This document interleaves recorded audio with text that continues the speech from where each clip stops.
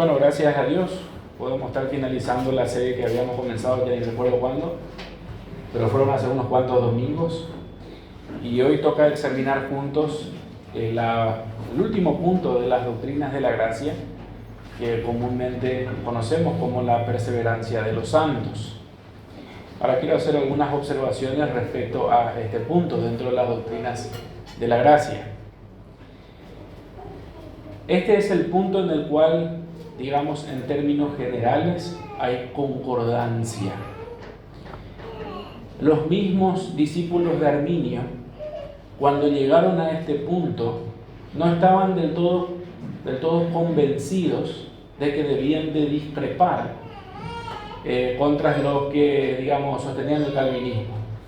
Es decir, tanto arminianos como calvinistas, y acá ya me estoy yendo en el plano histórico, siempre han entendido de alguna forma de que aquellos que son salvos siempre van a ser salvos. Entonces, este punto no es tanto una cuestión de si uno es arminiano o calvinista, o si uno cree o no cree en las doctrinas de la gracia. Difícilmente, y aunque es cierto que hay personas que creen que la salvación se pierde dentro de nuestro mundo evangélico, estoy hablando, la mayoría, al menos en nuestro círculo, aceptamos y entendemos de que la salvación no se pierde. Entonces, este es uno de los famosos puntos por el cual alguien que no está de acuerdo con las doctrinas de la gracia puede decir, bueno, yo soy por lo menos de un punto, porque cualquiera está de acuerdo con que el que es salvo siempre va a ser salvo y no va a perder su salvación. Ahora, así como este es el punto, digamos, más en común, y de todos los puntos el más aplicativo, porque respecta a nosotros los creyentes, a nuestro estado de salvación, posiblemente sea el punto más mal entendido.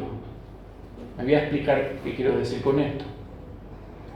Entender, al menos como la Biblia enseña, la depravación del hombre no es muy difícil de entender en cuanto a definición.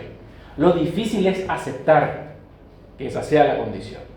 Entonces ahí no hay tanto un problema de entendimiento, sino de aceptar.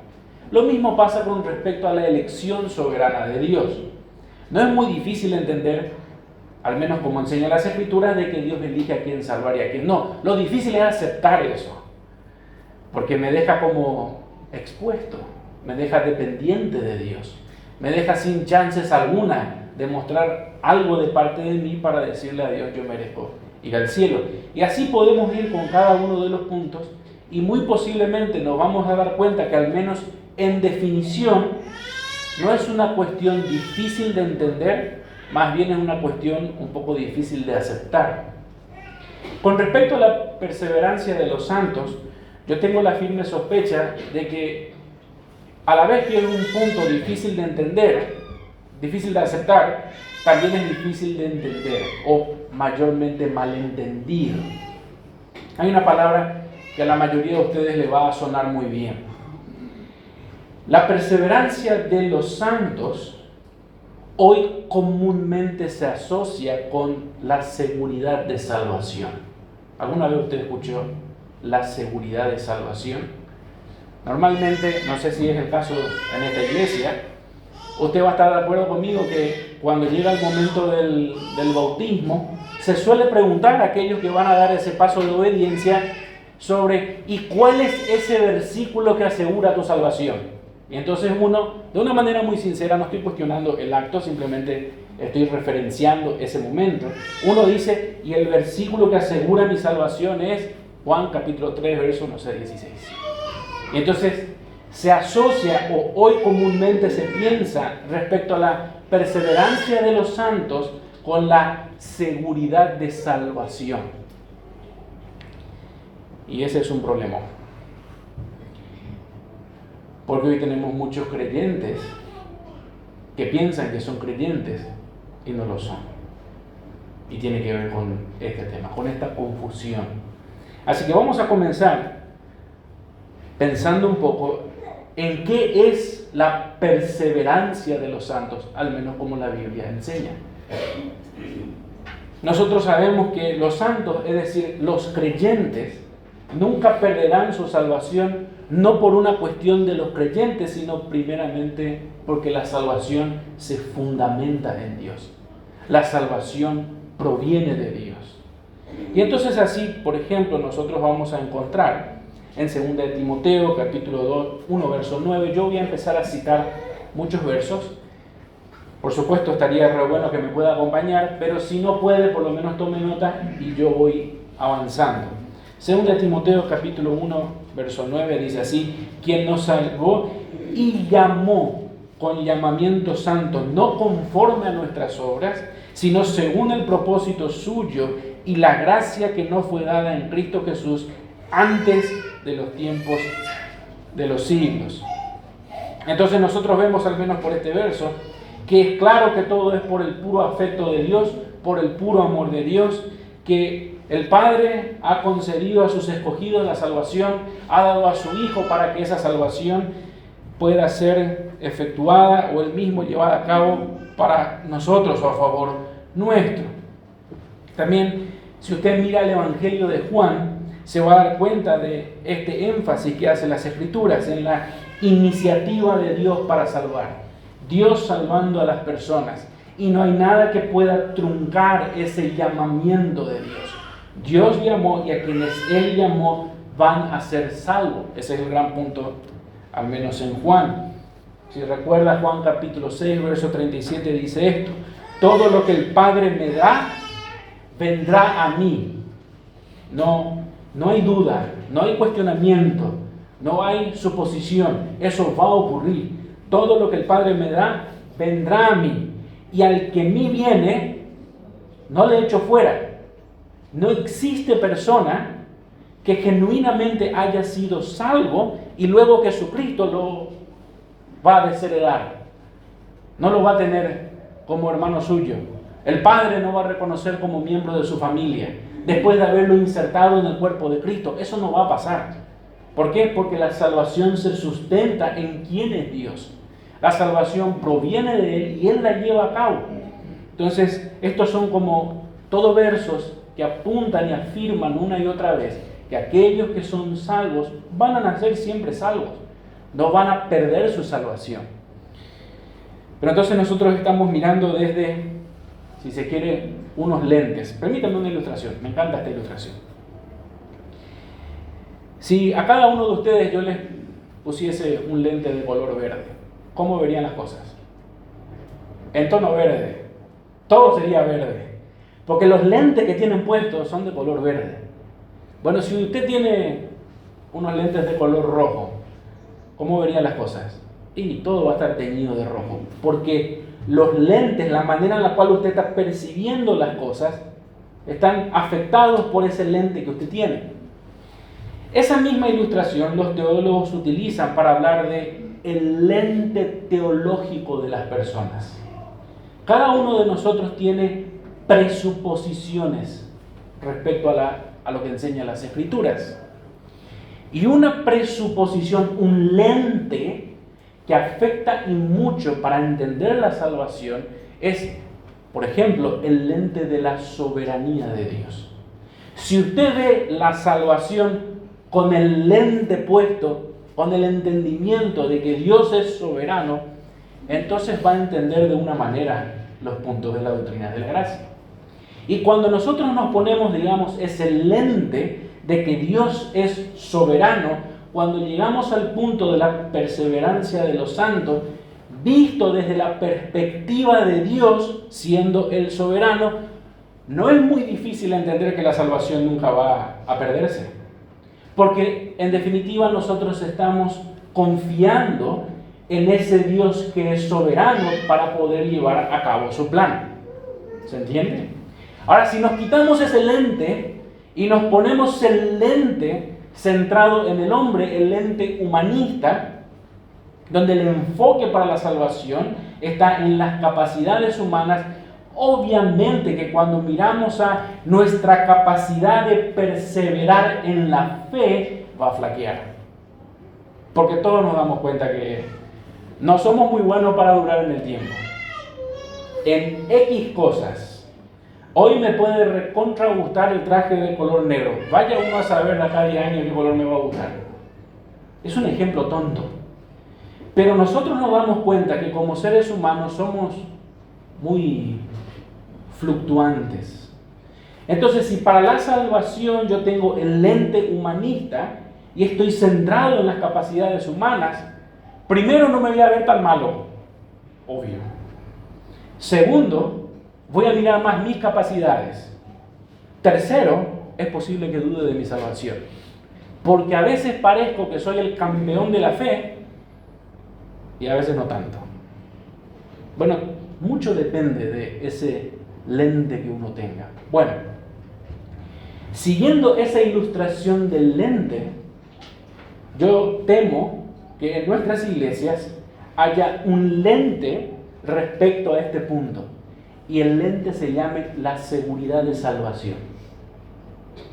Donde puesto este lente, yo miro mi vida y solamente considero la obra de Dios en la cruz y omito de mi fe lo que la Biblia habla respecto a ¿y ahora quién soy yo? Por eso no es de extrañar que con ese lente de la seguridad de la salvación, muchos, y puede que sea la experiencia en esta iglesia, sin lugar a dudas, esta es mi iglesia, pero posiblemente aquí también sea. Muchos puestos ese lente, un día están y otro día se están apartados. Pero son hermanos que están apartados por los cuales hay que orar que regresen. Pero son hermanos. ¿Por qué? Porque tienen la seguridad de salvación. Un día han dicho su versículo. Yo me acuerdo cuando se bautizó, dijo su versículo, me acuerdo. Bueno, cuidado con ese lente. Eso no significa la perseverancia de los santos. Eso es un engaño muy común para que alguien piense que sea un creyente cuando en realidad no lo es. Pero vamos a avanzar más en este punto. Nos estamos centrando en Dios, en quién es Dios, en su carácter y en su persona, para entonces entender nuestra salvación. Dice, continuando en Juan capítulo 6, dice, y esta es la voluntad del Padre. Piensen esto. Esta es la voluntad del Padre. La voluntad de Dios puede ser truncado. ¿Alguien puede resistir la voluntad de Dios? ¿Alguien puede atacar la voluntad de Dios? No. Dios todo lo que quiere, eso hace, así dice Salmo. Todo lo que quiso ha hecho, todo lo que quiere hace y todo lo que quiere Él va a hacer. Su voluntad no puede ser frenada, dice Juan. Y esta es la voluntad del Padre, el que me envió, que de todo lo que me diere, no pierda yo nada, sino que lo resucite en el día postrero. ¿Qué significa esto? Que eso va a ocurrir. La voluntad del Padre es que todos los salvos resuciten un día. Y eso va a pasar. El que es salvo se va a salvar, porque es la voluntad del Padre. Dice capítulo 10, verso 29, cuando dice Jesucristo respecto a sus ovejas: mi Padre que me las dio es mayor que todos, y nadie las puede arrebatar de la mano de mi Padre. Pensar que alguien pueda perder su salvación es pensar que alguien ha caído de la mano de Dios, que a Dios se le escapó, no tuvo el suficiente poder para mantenerle a alguien salvo. Y eso no va a pasar. Otro verso, capítulo 17, verso 2. Como le has dado potestad sobre toda carne, para que dé vida eterna a todos los que le diste. Es lo que Jesucristo va a hacer. Entonces, por supuesto, ahí nosotros tenemos más evidencia respecto a nuestra salvación. Luego hay una cadena, si se quiere, una secuencia de verdades que dependen una del otro. Y eso se encuentra en Romanos capítulo 8. Yo les leo. Solamente ante cada frase que yo voy a leer, concéntrense en las I. ¿Sí? Concéntrense en las I. Dice, porque a los que antes conoció, también los predestinó, también, eso sería como una I. También los predestinó para que fuesen hechos conforme a la imagen de su Hijo, para que Él sea el primogénito entre muchos hermanos. Y continúa diciendo el 30. Y a los que predestinó, a estos también llamó. Y a los que llamó, a estos también justificó. Y a los que justificó, a estos también glorificó. Hice a propósito énfasis en la y. Porque nada en este versículo tiene sentido, y es verdad, si cada uno de estos puntos mencionados aquí de manera lógica, si ninguno de estos se cumple, el verso es mentiroso. No existe escenario en el cual alguien que ha sido predestinado por Dios para salvación no llegue al punto de estar glorificado algún día. Eso va a pasar. Los que Dios predestinó para salvación, según todos estos, y van a ser glorificados un día. Van a alcanzar ese estado maduro. Van a ser hechos conforme finalmente a la imagen de Cristo. No como Cristo, sino conforme a Él. Entonces eso va a pasar. Eso es inevitable. Ahora, entendiendo esto, y no me quiero centrar mucho en estas declaraciones que, como dijo una vez Josías Raumann, si en una parte de la Biblia dice, ya está. Está bueno lo de juntar muchos versos, porque ayuda a reforzar, a tener como un mejor entendimiento de todas las cosas.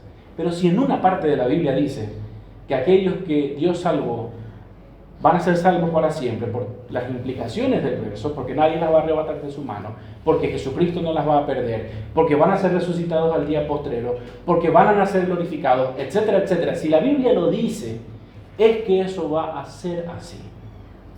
Ahora me quiero centrar entonces, no tanto en estas declaraciones que son contundentes y fácilmente aceptables o entendibles, sino me quiero centrar en la confusión que hay detrás de esto. Y allí es donde vamos a dedicar mayor momento. Siempre traté de pensar en cómo desarrollar estos puntos de una manera que no sea demasiado teórica, sino que esto afecte nuestra vida como iglesia, nuestra vida cristiana o nuestra vida práctica. Ahora hay una verdad. Cuando nosotros pensamos en las personas que forman parte de las iglesias locales, esta es una iglesia local. IBG es una iglesia local. Cuando nosotros pensamos en la iglesia, nosotros normalmente pensamos en aquellas personas que forman parte de la iglesia local como hermanos. ¿O no es la manera en la cual nos saludamos? Buen día, hermano, ¿cómo estás? ¿Qué tal te fue, hermano? Y así nos saludamos, ¿cierto? De hecho, es casi por reflejo esta manera en la cual nosotros pensamos. Nosotros asumimos que todos los reunidos en un lugar tienen que ser creyentes. ¿O por qué está acá? Tiene que ser creyente. Entonces usted es un hermano. Bueno, esta manera de considerar a las personas como cristianas, y aquí yo estoy pensando en los cristianos en general como miembros de una iglesia, tampoco es una cuestión de que somos todos una manga de ignorantes, sino que hay cosas que son ciertas y por lo cual cuando vemos, o yo los veo a ustedes y ustedes me ven a mí, me tratan como hermano. Por ejemplo, todos los que estamos aquí, espero, decimos tener a Cristo por Señor, ¿verdad? Entonces usted es un hermano. La mayoría de nosotros, ojalá todos, admitimos ser pecadores y somos hermanos. Todos nosotros tenemos más o menos un lenguaje evangélico. Al menos nos despedimos con bendiciones, hermanos, ¿verdad? Nosotros procuramos de alguna manera, con todas nuestras flaquezas, ser constantes en nuestra congregación. Y más o menos todos damos por sentado que el próximo domingo nos vamos a volver a ver todos. Nosotros, por ejemplo, ofrendamos nuestros bienes y entonces vemos estas prácticas. Oramos unos por otros, recién lo hicimos. Y es un hermano. Nosotros nos esforzamos por tratar de tener una conducta piadosa. Tratamos de vernos cristianos, tenemos una Biblia, cantamos alabanzas, etcétera, etcétera, etcétera. Entonces, no es una cosa caprichosa que cuando los miro a ustedes y ustedes me miran a mí, los estime como hermanos. Porque, digamos, vemos todo esto. Y entonces, aunque todos coincidamos en estas características, nosotros también entendemos que las circunstancias de vida para cada uno de nosotros no son exactamente iguales, ¿cierto? Hay algunos que están pasando por pruebas y otros no tanto. Algunos materialmente no tienen mucho, pero sin embargo siguen siendo hermanos. Los estimamos como hermanos. Otros son ricos y no por eso no son hermanos. Incluso hay quienes están sufriendo dolores en el cuerpo y no por eso dejan de ser hermanos. Otros están alegres y otros no están tan alegres, pero son hermanos. De entre los mismos que oran y cantan alabanza, uno bien puede estar sano y otro mientras cantaba hoy estaba enfermo. Y nosotros les estimamos como hermanos. Incluso si quisiéramos alejarnos de todos estos aspectos terrenales y nos enfocamos en el aspecto espiritual, es obvio que hay algunos que son maduros y otros necesitan ser restaurados, pero son hermanos. Ahora, ¿notó la constante que sin importar lo que hagamos, sin importar las distinciones, sin importar las diferencias, siempre pensamos que el que tenemos enfrente es un hermano, ¿verdad?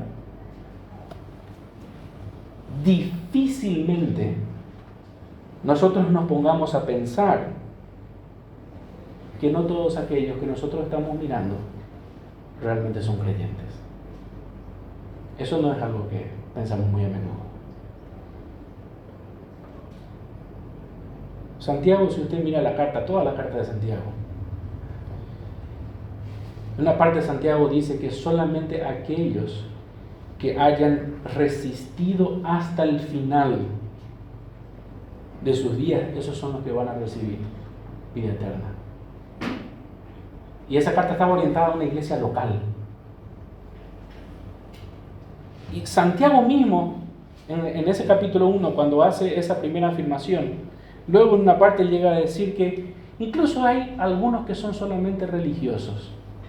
Dice, es decir, son capaces de demostrar devoción a Dios y conocer algo de Él, pero en realidad no son salvos.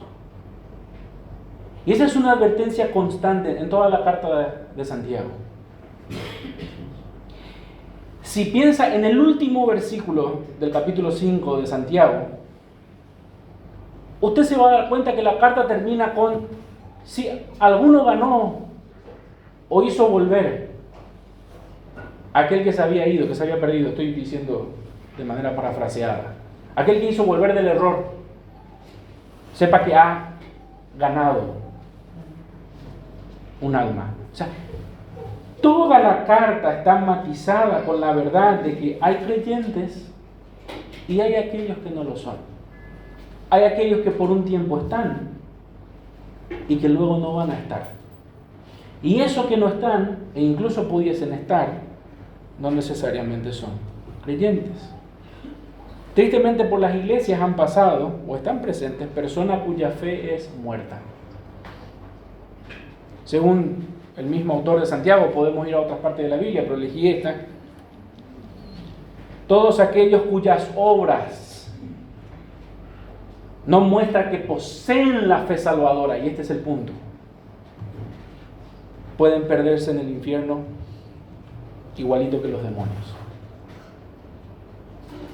Y ese es el problema con la seguridad de la salvación, o con entender la perseverancia de los santos con un hecho de tener seguridad de que voy a ser salvo. Muchos piensan en su salvación como un boleto que tienen en su mano y está firme en su mano. Con esto yo voy al cielo porque un día creí en Jesús, yo creo en Jesús, yo soy salvo, yo soy un creyente. Pero luego mira su vida y no parece que Jesucristo sea su Salvador. Y vamos a ver en breve a qué me refiero con eso. Lo cierto es que obviamente se puede formar parte de una iglesia local, pero eso no garantiza que uno sea un verdadero creyente. Aquí hay implicancias enormes. De todos los que han estado presentes alguna vez, algunos fueron salvos y otros no. De todos los que hoy están presentes acá en este lugar, Algunos son salvos y otros no. De todos los que mañana van a estar presentes, algunos van a ser salvos y otros no. Y eso nosotros vemos en todas las Escrituras. Jesucristo lo ilustró con una parábola muy conocida, el trigo y la cizaña, ¿se acuerdan? Y eso va a ser así. El reino de los cielos es semejante a, y hay un campo donde crecen juntos el trigo y la cizaña. Mateo capítulo 13. Ahí tienen la referencia. Eso funciona así.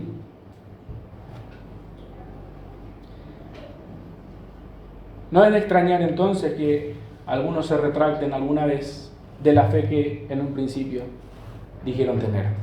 Y eso también lo vemos en 2 Tesalonicenses. Hay una constante, y acá vamos a entrar en tema, respecto a la perseverancia de los santos, pero entendiendo nuestra fe, la fe que nos fue dada a nosotros, en la cual vamos a perseverar. De vuelta a Juan. Mis ovejas oyen mi voz. Mis ovejas oyen mi voz, yo las conozco y me siguen. Ahí tiene una pista. Oyen, me siguen. Yo les doy vida eterna, no perecerán jamás. La perseverancia de los santos. Y nadie las arrebatará de mi mano.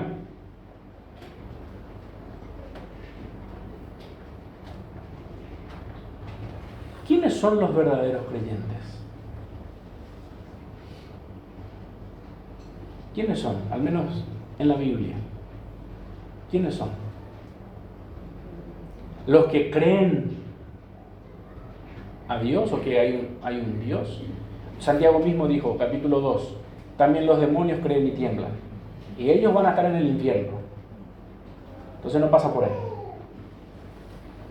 Bueno, vamos a comenzar por partes. Vamos por lo más elemental de lo que podemos decir respecto a los creyentes. Un creyente obviamente es una persona. Más elemental que eso no hay. Y en la Biblia se menciona personas que fueron creyentes. En Gálatas capítulo 3:9, por ejemplo, se habla de un personaje que usted va a recordar, Abraham. Pero de él se dice una cosa, y está explícito en la Biblia. El creyente Abraham. Ahí tiene una pista. El creyente Abraham. Luego también nosotros entendemos por la Biblia de que hay personas que son creyentes y hay personas que no son creyentes. De hecho, todo el mundo, no piense que está dividido en hombre y mujer. Eso es lo más terrenal y superficial que hay. El mundo está dividido en dos clases de personas. Los que son creyentes y los que son incrédulos. Y no hay otra distinción más importante. La Biblia los llama incrédulos. Y usted puede ver eso, por ejemplo, también en Juan, capítulo 20, verso 27. Jesús hizo una distinción, hizo esta misma distinción cuando, por ejemplo, a Tomás le dijo, no seas incrédulo, sino creyente. Ahí tiene los dos tipos de personas que hay. Más de esto no hay. O se es incrédulo o se es creyente. El creyente es alguien que, sin lugar a dudas, cree a Dios. Y eso dice también las Escrituras de Abraham. El creyente Abraham creyó Abraham a Dios y le fue contado por justicia. ¿Cierto? Entonces, la mayoría de nosotros va a pensar, ser creyente es pan comido. Porque los católicos creen en Dios, los mormones creen que hay Dios, los musulmanes creen que hay un Dios. ¿Verdad?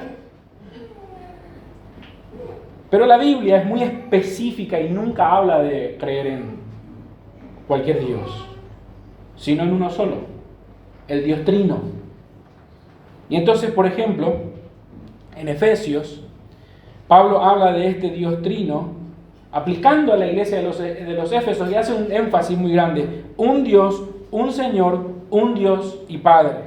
Un espíritu, un Señor, un Dios y Padre. Un. Y son tres personas. Por eso, bíblicamente, un creyente es alguien que tiene fe en Jesús, en la persona de Jesucristo. Es en el Dios bíblico. Y eso empieza a estrechar nuestro entendimiento de quién es un creyente.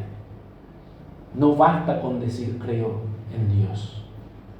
usted tiene que creer en el Dios de la Biblia. Y si usted cree en el Dios de la Biblia, va a ir a parar con la realidad de que el Dios de la Biblia, quien se encarnó, se llama Jesucristo. Y usted tiene necesariamente una relación con Él. Vamos a profundizar en esta relación. En Gálatas capítulo 3, verso 22 se dice, por ejemplo, que a los creyentes les fue dada la promesa que es por la fe en Jesucristo. No hay manera de ser creyente si no es por medio de Jesucristo.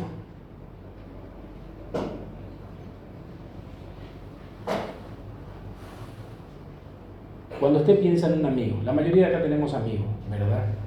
Esta ilustración les hice a los niños el domingo pasado. Me tocó enseñarle a los que tenían 9 a 11 años. La Biblia habla mucho de que Jesucristo vino a dar su vida por sus amigos, por ejemplo. Y les hice esta pregunta a ellos. Cuando ustedes piensan en un amigo, ¿ustedes pueden decir que su amigo no le conocen?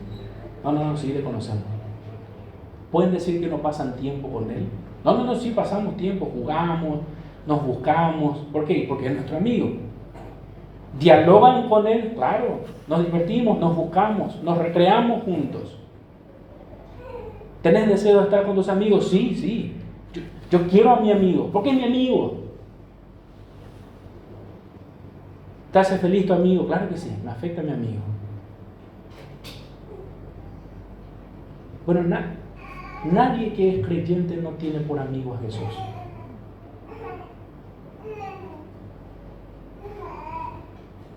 Todos los días deseas a Jesús. Conocerle a Él. Tener una relación con Él. Maravillarte en quién es Él. ¿O ni te das por enterado que existe Jesús? Eso distingue a un creyente. No cree en Dios. Su Señor se llama Jesús y vive para Él. Porque es su amigo. Porque le quiere a Él. Porque le busca a Él. Porque su esperanza está en Él. Eso dice la Escritura. Ser creyente verdadero no es una cuestión de tener una creencia en Dios en sentido intelectual. Y de eso se ha revestido la seguridad de salvación. Yo creo en Dios, tengo seguridad de mi salvación. A propósito, no me estoy inventando esto. Gruden, si ven su teología sistemática, van a encontrar básicamente lo que estoy diciendo. De ahí saqué. Y me llamó la atención. Porque él diagnostica algo que está pasando en las iglesias.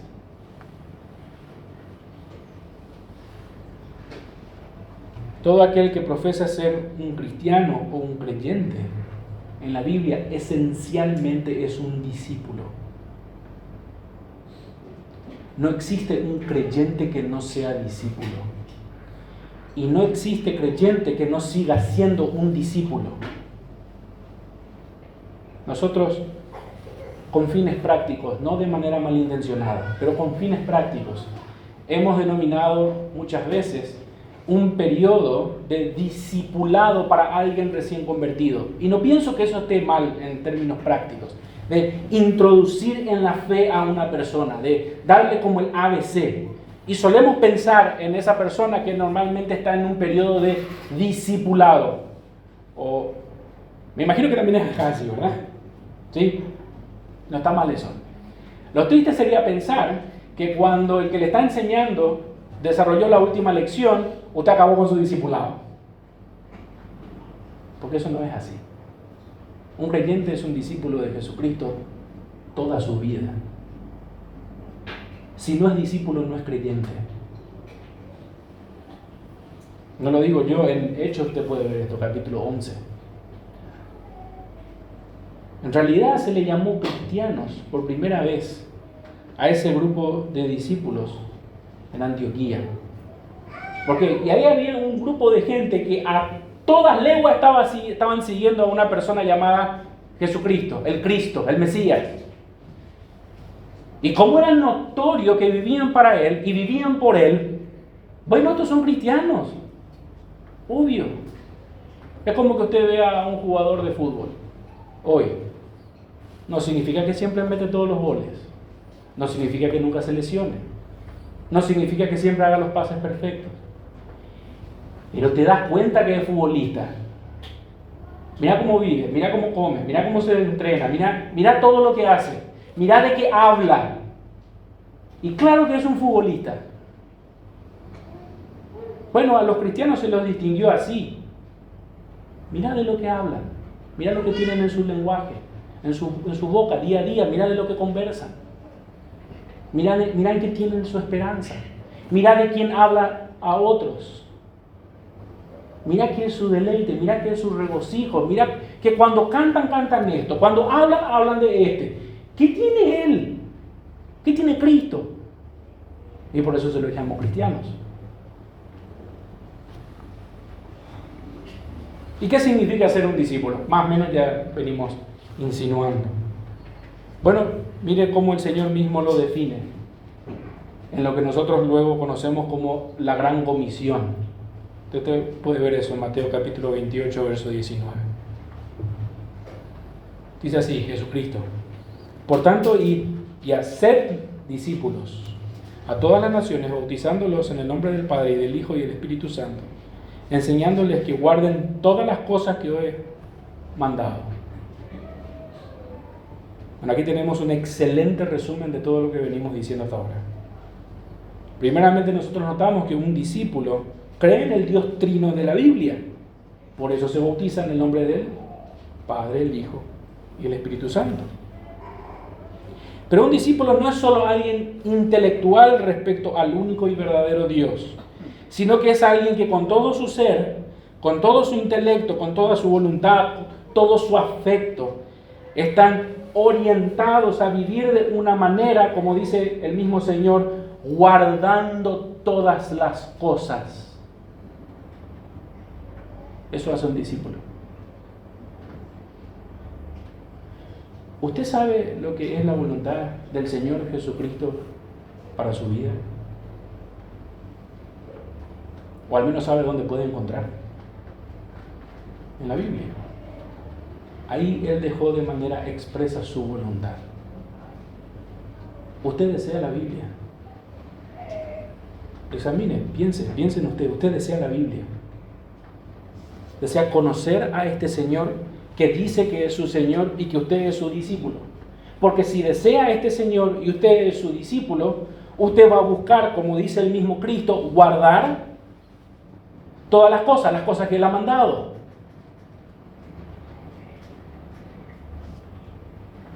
¿Cómo está su lectura diaria? ¿O no hay lectura diaria? ¿Cómo está su devoción por el Señor? Todos los días de su vida. ¿Cómo está? ¿Cómo es? ¿Dónde está su deleite, su centro de recreación? ¿En qué su corazón se deleita y busca afanosamente? ¿Dónde está? ¿Qué es? Se llama Cristo. Porque sus discípulos buscan a Él.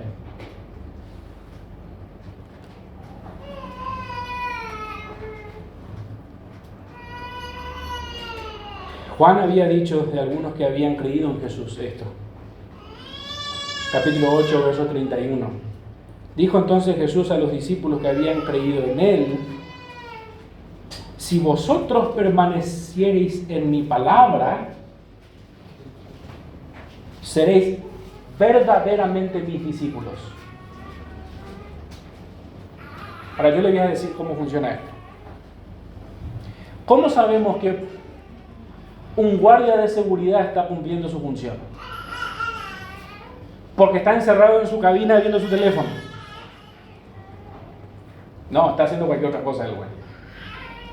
Porque está en su puesto, ahí donde tiene que estar.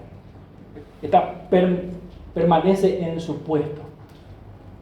Y está atento, está haciendo su función, permanece, está ahí. ¿Verdad? ¿Cómo sabemos que alguien es un verdadero discípulo del Señor? Dice la Biblia. ¿Cómo sabemos? Permanece en un lugar. De toda su vida vos vas a ver que hay un lugar en el cual Él permanece, Él está, es su vida, ahí se encuentra. Eso se llama la palabra de Dios. Las Escrituras, como dice el salmista, me es más dulce que la miel. Que quiero meditar en tu palabra, andar en tu palabra día y noche. Ahí está mi delicia. ¿Cómo se le encuentra a usted? ¿Parado sobre qué en esta vida? ¿Sobre qué está parado? ¿Cuál es el ancla de su vida? ¿Qué es lo que define su vida? ¿Qué es lo que moldea su corazón, su mente, sus acciones? ¿Cómo se llama eso? En el mundo, eso tiene muchas formas. Y básicamente todo es idolatría. Lo que fulano dice, lo que sultano piensa, lo que el otro viste, todo es idolatría. Todo. En el cristianismo, esa persona se llama Cristo, conociéndolo a través de su palabra, permaneciendo en su palabra. Y eso es básicamente lo que significa la perseverancia de los santos. Que cuando Dios salva a alguien, salva para sí, lo tiene para sí y es suyo, es su discípulo. Y si hablamos de la perseverancia de los santos, también tenemos que hablar de esa fe en el que perseveran los santos, ¿verdad? Usted va a notar, por ejemplo, de que los términos creyente, cristiano, discípulo, siempre están hablando en la Biblia de una misma persona, una sola. Y siempre es una mención a aquellos que tienen fe en Jesús. En la carta a los Efesios, por ejemplo, los creyentes son mencionados con distintos términos. Ellos son los llamados, los santos, los fieles, los escogidos, los hijos de Dios, los salvos. Y a propósito, también en Efesios nosotros encontramos en el capítulo 4 de que Dios a quienes salvó tiene un propósito con ellos. Quiere perfeccionar a los santos. ¿Notó? Dios tiene un propósito con los que llamó perfeccionar a los santos para la obra del ministerio, para la edificación del cuerpo de Cristo. Y esos son distintivos cristianos.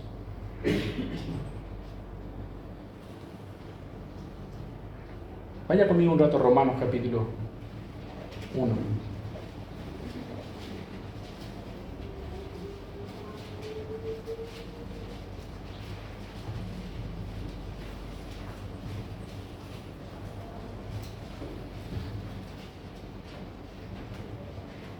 Verso 5 dice así: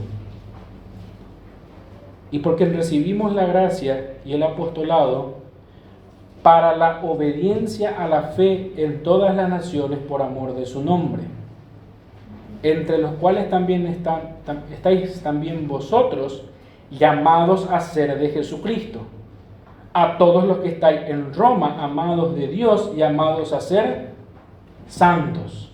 ¿Cierto? Ok, aquí ¿a quiénes Pablo se está dirigiendo? A los creyentes que estaban en Roma. Y nosotros sabemos eso porque estos son los llamados a ser de Jesucristo. Estos son los amados de Dios. Estos son los llamados a ser santos. ¿Cierto? Ahora, ¿cómo es que ellos recibieron esta gracia? Pablo lo dice en el versículo 5. Recibimos la gracia y el apostolado para la obediencia a la fe. ¿Notó algo increíble? Tal vez nunca se puso a pensar, pero sabía que la fe es algo que hay que obedecer.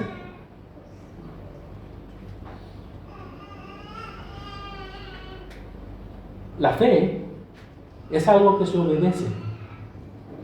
Si no hay obediencia, no hay fe.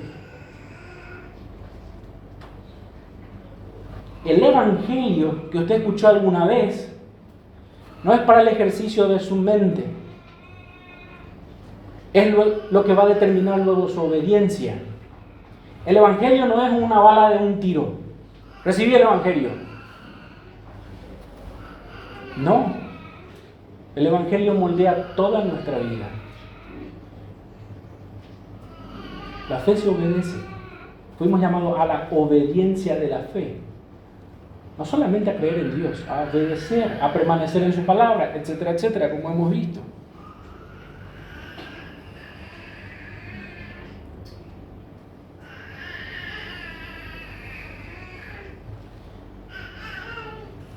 Quienes no perseveran en la fe bíblica, la perseverancia bíblica, todo eso indica que eso va a resultar en no tener la salvación final. No que la salvación sea por obras, ojo, la salvación no es por obras, se evidencia en todo caso por la obra, y se evidencia por la obra, sin lugar a dudas.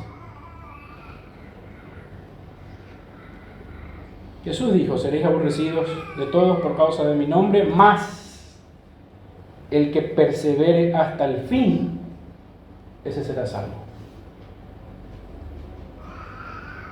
En 2 Corintios, Pablo mismo en un momento hace una confesión increíble, dice esto.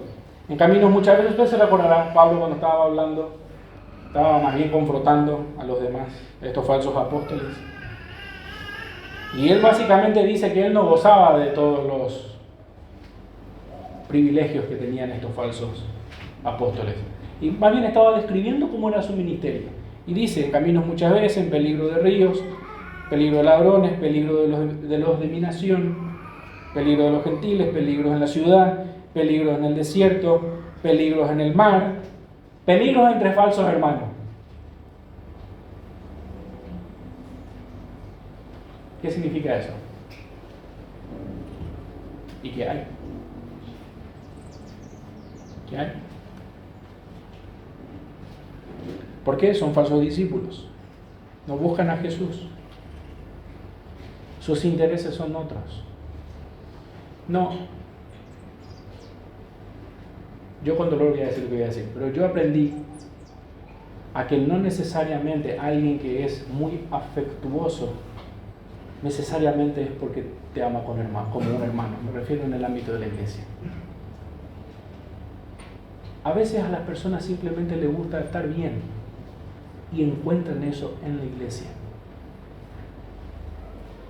Y son muy cálidas, son todo lo bueno que uno pudiese pensar. Un ateo dijo eso. Charles Morras, ateo declarado. Él dijo del cristianismo: es virtuoso el cristianismo. Los países donde están influenciados por el cristianismo son una nación virtuosa. Es porque es obvio. Aplicar los principios cristianos y vas a ver gente virtuosa. Claro que sí. Claro que sí. Y puede que esa sea la razón por la cual algunos estén acá. Porque ve virtud acá. Hay gente que tiende más a decir la verdad que la mentira. Tiende a ser más honesto. Tiende a sacrificar a veces de lo suyo y da gusto. Y nosotros mismos podemos hacer eso. Y nos encontramos cómodos. Pero no es que seguimos al Señor. No es que tenemos una relación con Cristo. No es que somos de Él, ni estamos para Él. No es que estamos perseverando en su verdad. Y su verdad nos apasiona, su persona nos apasiona. No, sencillamente está re bueno la iglesia. ¿Y por qué? No hay tantos malos acá, ¿verdad?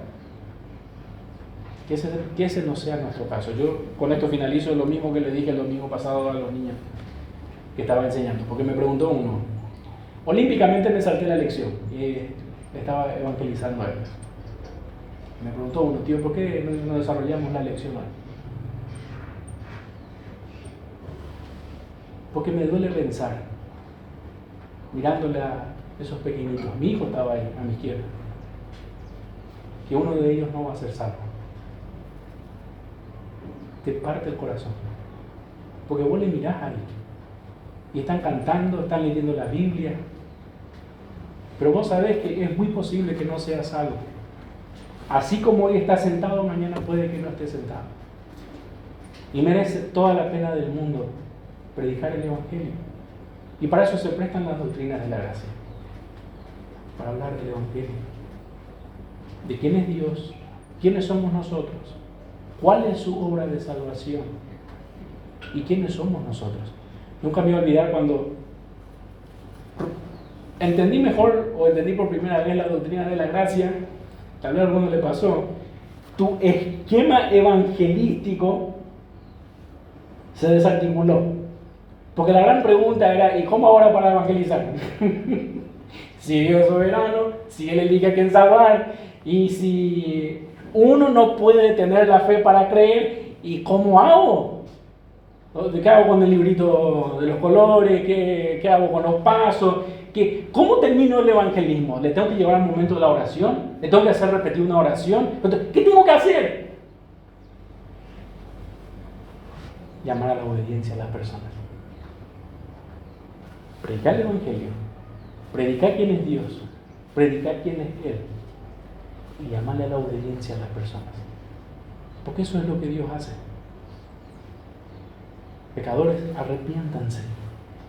Vengan, obedezcan. Y si Dios se apiada de esa persona, le va a dar un corazón para amarle a Él y obedecer su palabra. Si Dios tiene compasión de esa persona, le va a dar entendimiento por su espíritu, para que eso que le parezca locura, ahora sea su sabiduría, como dice Corintios. Y va a perseverar, hasta el final va a perseverar. Vamos a orar, hermanos. Vamos, Padre Celestial, muchas gracias, porque podemos culminar esta serie que hemos desarrollado. Señor, ayúdanos a recapacitar, a no tener falsa seguridad. Señor, nosotros tenemos tantas cosas por las cuales te perdonamos, sin lugar a dudas. No hay justo que no pegue. Tu palabra lo dice. Así que te pedimos perdón por eso, Señor. Pero, Señor, si alguno aquí no se ha rendido a ti, no ha reconocido que no es obediente, que de su pecado no se arrepiente y no quiere seguirte a ti, Señor, ten misericordia de esa persona. Sálvala, Señor.